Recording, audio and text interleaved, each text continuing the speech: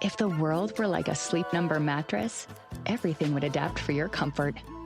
Because as your life changes and your body changes, Sleep Number mattresses adapt and shift to give you personalized comfort night after night. And now everything's on sale during our Memorial Day event. Save up to $1,200 on mattresses for a limited time. To experience a whole new world of comfort, visit a Sleep Number store or go to sleepnumber.com. Sleep Number, to a good life sleep. It's time for the Larry H. Miller Utah Summer Games at Southern Utah University in Cedar City. Register today to participate in the 40th anniversary season of a Utah sports tradition at utahsummergames.org. Participate in over 50 sports around the state. Then plan to join the opening ceremonies Friday, June 5th, presented by State Bank of Southern Utah. Register today to participate in the 40th anniversary season of the Larry H. Miller Utah Summer Games. DJ and PK, we are joined now by Chris Level. And Chris has had a very busy 48 hours. He's a Texas Tech analyst, sideline reporter, and host of Locked On Texas Tech. Chris, is your head spinning after the last few days? Well, I think, you know, what is it when you ask a question you already know the answer to? But, yeah, definitely a lot going on here in West Texas for sure, but really in the NCAA, I mean, this is it's a big story, and I guess it doesn't just involve Texas Tech or Brendan Sorsby. I mean, don't know about the whole Indiana and Cincinnati angles, and this is just a lot going on here for sure. Yeah, did I hear something or read something that Cody Campbell wants to go after Cincinnati too? That's somebody having fun at Cody's expense, making, poking fun at, I think, Cody, that suggesting that he was paying people to go after Cincinnati, but that's not true. Yeah, I mean, I didn't think it was. I thought it was just a joke, and it's just how crazy this story has mushroomed. And certainly for a day or two, it was like a lead national story. And, you wonder, it's a sad story for Brendan, and hopefully he can get that under control. Immediately old-timers will start thinking of maybe an Art Schlichter situation that never panned out because of this. And it's serious, so it's something that needs to be taken seriously. As far as you wonder what level of, not necessarily widespread, but if he's doing it, it's probably not the only one who's doing it. And does the college game in general need to take a look at this, and even at the pro game, and how much they've gotten in bed with the gambling entities? Yeah, because, I mean, I know I've said this on some of the platforms I've been on, that, Texas Tech has participated in football and basketball in this last calendar year at some of the Big 12 schools with the, arenas or stadiums that are the naming rights are hotel and casinos. Right. It's just this is the norm. Brendan clearly had an issue. I think he's seeking treatment for that. He's probably going to be the loser here in the whole thing, because it's really, it's going to hamper his stock as it relates to the NFL. I think a lot of what is going to come out or has come out, is something that the NFL folks would have eventually found out. But there's a bigger picture for him at stake. I mean, Texas Tech will be fine. I mean, they may not have as good of a team or offense this year, depending on what the status is going to be here. Because at the very minimum, he's going to miss time, and he may be done. We all understand that, but he's the one that and then with whatever Texas Tech was going to pay him, they may not have to pay any of that. We just don't know. But then it's the bigger picture of, he was a potential first-round draft pick, and now maybe not, just because of some of this off-the-field activity and like what's going on there, and why were you doing this? What else is there that we need to look into from a mental health standpoint? I mean, all the things, right? Because these are major investments for NFL franchises, and this was a major investment for Texas Tech. So, but yeah, hopefully we get more answers in the coming days. But the timing of this is very bizarre. We're talking about stuff that supposedly happened at Indiana 3 or 4 years ago. If the timing is right, he would have been underage. That leads to questions. I think that there is plenty of questions about how the NCAA.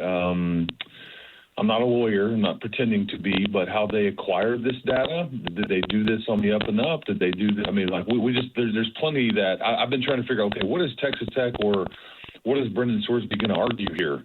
You're admitting to the wrongdoing. This is you broke a rule, but what? How did we get here? And who knew what? And when did they know it? And why is there no ramifications for those folks? I mean, so there's just a lot going on here, and I just don't know if we have all the full picture of it just yet. From the football perspective, do you think you're actually going to see him playing quarterback there? Or is everyone preparing like, well, it'll be Hammond when his knee is healthy, or the fact that Hammond's still got to rehab the knee? Is everybody talking Kirk Francis? Which of these paths is the most likely going forward, or is it just going to be a jumbled week-by-week thing? Yeah, I think you'll get – but before fall camp starts, I think you'll have resolution on what the status here is. I mean, I think Texas Tech has secured some of the best counsel that you can get. Jeffrey Kessler, Scott Thomasette, who defended Bill Self when he was, getting raked over the coals about the FBI and the Adidas stuff and all the things. So they're prepared to go the legal route. Again, I just don't know what they are arguing or what will argue, but I don't have all the info. None of us do. And but is Brendan Sorsby, is he wanting to go that route? Is he? Because I mean, part of me, understands that I'm sure most of these entities don't really want to have, because it's costly. Most don't want to go this route because everybody gets to, it's show and tell. Everybody gets to find out who knew what and all the things, and that goes for all parties. But Brendan and his camp may go, we just don't want to go through this. Let's just go to the supplemental draft in the NFL. I don't know. So the reality is, on the question that you asked, is that you have to be prepared that he won't play it down for you. But only they kind of have a better feel for, is there a path to reinstate? I mean, we're not even there yet. Like, he hasn't technically been declared ineligible. So you ask about Will Hammond. I think that's a late September, early October at the earliest. And so it comes back to Kirk Francis and a young man by the name of Chubb Jones, Lloyd Jones. They call him Chubb, but that was his nickname. That they both went through spring, and those were that was the backup and the third string guy and all that stuff going through spring. And they are built to play really good defense again, and they're built to run the ball. I mean, they've got the best running back tandem coming back from the Big 12, and they've got who would have been the starter last year in Quentin Joyner, who was one of the crown jewels of their portal class a year ago. They got hurt last August, transfer from USC. So they'll have 3 really good running backs, and they upgraded their offensive line and the whole thing. So, but it's a lot to process, guys. I just don't know. I mean, does this alter the Big 12 race? Does it not? I mean, I don't know, but it's just not a good week in Lubbock, that's for sure. This is a completely hypothetical, so, if you don't want to really give it any credence, I can understand. But we saw Hammond come in here in Rice-Eccles and look really good. I was covering that game, and obviously we were all impressed with him in the second half. And just go on the theory that he did not get that knee injury that is going to set him back, and he played, and Morton came back, and so Hammond would have been healthy going into this season. Do you think they still would have recruited Sorsby or a quarterback like him? No, they would not have. Will Hammond would have been the quarterback. This is a program that I think feels fairly strongly about that particular position and being homegrown, and going to get, Will Hammond's still going to be the starter here, I think, multiple years. Okay, he's a redshirt sophomore this year, so he's going to have a couple of years after this one. But they would not have gone this route at all. No, had he not, they would have handed him the keys and said, let's go do it. They've got another big-time kid committed right now that is set to sign this December, but this is just what they would have believed. Like you got programs like Miami that they just appear that they're just going to go to the portal every year. It's the way they wanted to do things, but like Texas Tech does not, and this is what it leads me to another answer, because people have said, would they go bring in somebody else? Would they go the D2 route? Is there anybody out there that they could go get? Can they get, I don't know, the junior college guy, whatever. I just don't know if they're wanting to trust anybody. This is that they have a firm belief on why they wanted to have homegrown quarterbacks, and that position just comes with some leadership and some responsibility and the whole thing. And I just don't know now if you're wanting to bring another outsider in that you just don't really know. And they felt like they knew Brendan. I mean, nobody knew this, but he clearly had done this activity and knew that he had probably broken rules until prior to him coming here. So, but by all accounts, he was a great guy and everybody loved him, and he was as advertised, the whole thing. So but Hammond would have been the starter had he not gotten hurt. There's no doubt. If the world were like a Sleep Number mattress, everything would adapt for your comfort. Because as your life changes and your body changes, Sleep Number mattresses adapt and shift to give you personalized comfort night after night. And now everything's on sale during our Memorial Day event. Save up to $1,200 on mattresses for a limited time. To experience a whole new world of comfort, visit a Sleep Number store or go to sleepnumber.com. Sleep Number, to a good life sleep.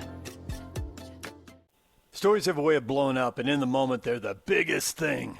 But it does seem like with the investment in Texas Tech, there are much bigger plans. And certainly win in the playoffs. That seems to be, if the short term is the quarterback situation, winning playoff games seems to be like a medium-term goal. But is the long-term goal to get Texas Tech in whatever the Power 2, the top shelf of college football looks like, and whatever this next reorganization is coming? And, yes. And how realistic does that seem to you right now, if that is the goal? Yeah, that was part of the big picture plan here when the rules changed. I think that, Texas Tech has been through this realignment mess multiple times over the last 15, 20 years. It didn't look good, say, 4 to 5 years ago. I mean, it was a bit tenuous. There was a heavy, heavy investment made on facilities. They've spent somewhere around $300 to $400 million on facilities alone, leading up to the portal era and the NIL era and all these things. And then they made a conscious decision to say, because we want them to do well, one, but two, this is a big picture plan. It's all about football. And at some point, basketball factors in because it's a moneymaker. But that's the front porch of your university. And there is going to be another shakeup, guys. I mean, that's all there is to it. I just don't know. We don't know any what that looks like. But when these media rights deals start coming up, there's going to be some sort of movement. There always is. Is it a have and a have not? Are there super leagues? Are there? I don't know if we know if there's more realignment coming. Something will happen. It's just constant. And their goal here is to grow enrollment to 50,000. Right now they're at about 41, but they're going to welcome in their largest, freshman class this next fall. I think a lot of that has to do with the football season you had, and there's a direct correlation there. That's just the way it goes. It's the Doug Flutie effect from way back in the day when, Boston College upset Miami, and then all of a sudden the enrollment at Boston College goes up, and that's the way it is for these schools. That you start to see the brand, and it looks like a fun place to be, and all the things, and then you get more people attracted to it. So that's absolutely. I think you nailed it. I'm wondering what the plan is for the rest of the sports. Basketball, they were pretty good, but obviously they had a big-time injury that got in the way of them achieving what they wanted to do with Top. And then you look at their softball, they're 48-4. And they got to the the NCAA final last year, and I understand, that pitcher, Candidate, is back, and they added another pitcher who's dominant. But you look at their baseball, and they're 22-22, right? So they're kind of middling. What is the perspective from the likes of Cody Campbell regarding the other sports, not just football? Well, so Cody's partner, John Sellers, in their oil and gas investments in their companies, is named John Sellers, and his wife played softball here. Well, John has a significant interest in the softball program, so guess what? But there is no really NIL help for baseball here. There's no really rev share. I mean, Tech baseball is still dealing with, this particular year, only 11.7 scholarships, whereas they're going against some Big 12 teams that into the 25, 30, whatever they allowed it to be. Yeah. Texas Tech is transitioning into that next year, but there is no NIL, and it shows. I mean, it shows that they have chosen consciously to fund as much as they can football and men's hoops. That's really where it's at. The softball thing is an outlier, and it's going to stay that way simply because of John's interest and his wife's interest, and they will continue to seek outside NIL and the whole thing. So I think as long as John and his wife have an interest in that softball issue, it's going to be a very competitive program. And they went to, you're right, they went to the very final game of the College World Series last year and could be in line to have a deep run again this year. Is everything else with Texas Tech football on path, on track? I mean, the quarterback issues obviously just getting all the attention right now, but has everything else been done to put the program in the best possible place to win in the playoff next year? I mean, that's hard to say given what's going on at quarterback, but you still got to have everything on track and then hope this works out. Yeah, I think the biggest question I think they're going to be just fine in the Big 12. I'll let you guys decide if they're still the favorite or if they're going to be a contender or whatever, but I think they're going to be able to manage their way through the league and be in a position to be in the Big 12. We don't know we don't know the quarterback situation. But they're built. There's really not any other questions on their team. Now there is one at quarterback, but they're built to run it. Their defense, it'll look a little bit different. They won't have the dynamic pass rusher like David Bailey was, but they brought in 6 to 7 D linemen from the portal I saw 2 of them mocked as first-round picks recently for next year. One of their starting cornerbacks was also a potential first-round draft pick, and Bryce Pollock. I think the USA Today has him as a first-round draft pick.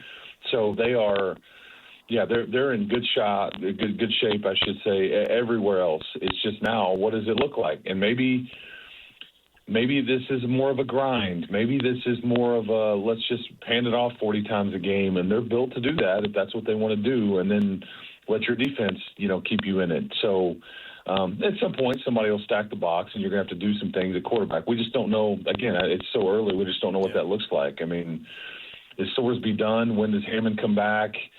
All the things. It's just that's a bit of an unknown right now. But they're really not any other questions anywhere else on their roster. And I could go deeper with you and they got a little inexperience at one of the safety spots. I don't know who their third defensive end is going to ultimately be, but those are in the weeds. But other than that, they've addressed everything. They're older, they're deeper, and than they were last year in some spots. So, good question. The problem is whatever happens, even if Hammond comes back healthy, is your ceiling lower as it relates to winning the Big 12 championship or doing some damage in the CFP? That's a very fair question, and it absolutely is. I mean, Sorsby was a difference maker. That's why they went after him. But I think that there's a limit on how far you could go here. I'm fascinated by Cody Campbell. We had him on our show, and I love the fact that he talks of trying to overhaul and save college sports, particularly women's sports and the non-revenue sports, and he thinks it's real in a precarious situation. And then at the same time, when they lose to Oregon, well, we're going to double down, and 4 days later they get Sorsby, and the day after they get Sorsby, they put the marquee up in Times Square in New York that he's playing for Texas Tech. So from my perspective, it seems a little incongruent. I'm going to dump all this money in here, but I want to save sports. I'm fascinated by it, and I know you can't really speak to him, speak about him, or speak for him, I should say. But what do you think his line of thinking is? Because he seems so sincere about wanting to save college sports and put it in a good spot. But on the other side, I'm basically going to pump as much money as necessary to get Texas Tech into the title game, basically. Yeah, I talk to Cody all the time. I mean, I think that the rules are the rules, and as long as that what you're allowed to do, they're going to. And I've told you kind of why on the football program part of it, why they're going to. This is a bigger picture thought process. Texas Tech is not going to cut any sports. they're not going to, I think that what Cody's point is look at what Arkansas just did. Sure. They just dropped their tennis teams. Yep. And like that's, and like you can't tell me that Arkansas can't afford tennis. Of course they can. They just are choosing not to. And so that's what, I think and I get it. He's a controversial figure. It's like, because I think he's very pro Big 12. I think he's very pro football, but he's pro like keeping status quo as far as like all these Olympic sports too. Right. And he's got daughters that compete and stuff. And he's got a son that plays football and all the things. But I think that he would point to the Arkansas situation and see, there's more of this coming, folks, until we get this thing fixed. Right. And it's worth mentioning, too, some of this, like from a Texas Tech football standpoint, he's personally overseeing and funding. So it's not on Texas Tech. He's the one helping financially, so it's not a burden to the university. Like, I know the capital, the deal that the Big 12 announced yesterday, that you can get the private equity funding there. It's a line of credit. And Texas Tech is not going to touch any of that. It's as they will tell you here, it's very expensive money. Like we don't want to do that route. It's not smart. Now, other schools may not have a choice, but so I get where he comes off as like talking out of both sides of his mouth. I certainly get how he could be viewed as controversial. I think you guys have had him on your station. Yeah, we have. He's great interview. Yeah, and he's very measured. He's very educated in it. He deals directly with people at the NCAA. All the things. But that's from a Texas Tech standpoint. If this is the rules that everybody's going to play by, then this is what we're going to do here. But you're also not going to see this university, I don't think, cut any sports at all. Like, he will not allow that to happen because he's also the chairman of the Board of Regents here. Well, Chris, we appreciate the time. Thanks for joining us and trying to lay this out, even though there's still way more questions than answers. And I think we all need to remember Trinidad Chambliss wasn't even Ole Miss's starting quarterback for the first 2 games last year, and he ended up looking awesome and taking them deep into the playoffs and won a couple games. So as much as we think we know, we never really know. That's why we love it. That's right. Well, hey, boys, I appreciate you having me on. Make sure you take care of my man, Jake there. He's good people. So we'll talk next time. Yeah, we'll talk next time and keep hope alive. If the world were like a Sleep Number mattress, everything would adapt for your comfort. Because as your life changes and your body changes, Sleep Number mattresses adapt and shift to give you personalized comfort night after night.